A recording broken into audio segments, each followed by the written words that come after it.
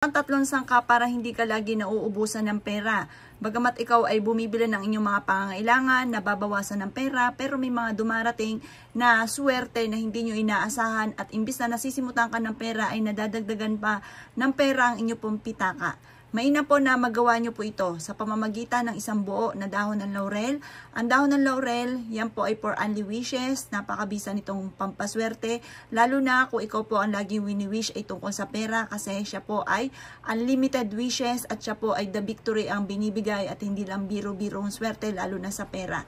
Ang bawang naman mga bossing ko ay nagtataboy ng malas at humahatak po ito ng swerte. At ang gagamitin naman po natin sa pagkakataong ito ay 100 pesos. Ang kulay ng violet for anti-stress para hindi ka lagi nauubusan ng pera. Kaya ang gagamitin natin ay violet. Ngayon pa mga bossing ko, ang gagawin nyo lamang ay kumuha ka ng ziplock. Kailangan ay clear para lagi nyo nakikita po itong tatlong sangkap na ito. At pag lagi nyo ito nakikita, ito po isa sa mga senyales na may paparating araw-araw ng malaking pera po sa inyo. Ito po ay pagsasama-samahin nyo lang sa loob ng isang plastic. At pagkatapos ay ikaw po isasabayan nyo ng pagwiwish. Bukod sa inyo pong sipag at tiyaga, sabihin nyo po sa pamamagitan ng pampaswerteng ito ay hindi na ako maubusan ng pera. Araw-araw na magkakaroon ako ng maraming pera, hindi na ako maubusan ng pera. Ulit-ulitin nyo po ito na hindi ka na maubusan ng pera. Maraming pera araw-araw ang darating po sa inyo.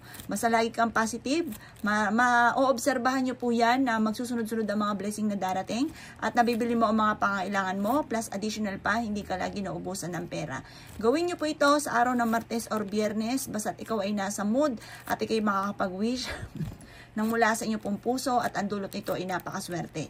Kaya kung nais mong lagi kang mapera, ito ang kailangan nyo pong gawin.